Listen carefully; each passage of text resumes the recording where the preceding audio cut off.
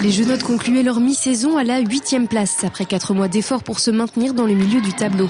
La trêve a été l'occasion d'un repos mérité et efficace. On se prépare à reprendre la saison d'abord, parce qu'on avait fait 15 jours de vacances. Les filles étaient très fatiguées du mois de décembre.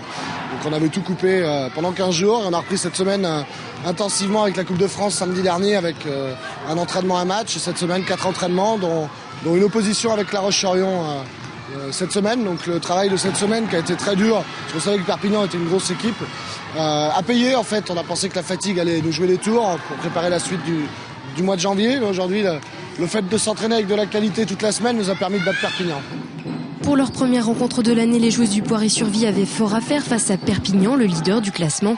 Battu sévèrement au match aller 49-94, la victoire semblait difficile, mais pas impossible.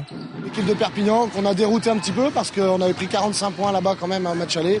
Et là on a été les chercher, on a été les jouer dans le 1 contre 1, on a été les chercher en défense et on a gagné beaucoup de ballons, ce qui a fait la différence sur le match.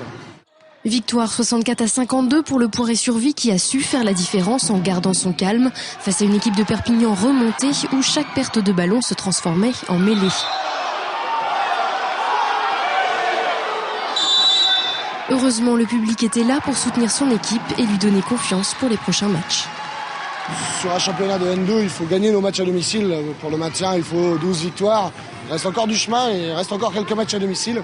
Aujourd'hui, au mois de janvier, on a Coulommiers qu'on a battu ici, donc il ne faudra surtout pas les perdre là-bas. On reçoit Bordeaux, il faut gagner. Derrière, il y a le derby contre la Garnache. On a perdu de 2 points ici, donc on avait perdu une cartouche en perdant ici par rapport au maintien. Il faudra aller la rechercher à la Garnache à la fin du mois. J'avais demandé aux filles 3 sur 4. En ayant dans l'idée que Perpignan, on n'y arriverait peut-être pas. Donc maintenant, il reste 3 matchs, il faut aller chercher les 3. Un bon match de reprise pour le Poiré-sur-Vie qui devra maintenir sa dynamique de jeu pour ses prochaines rencontres.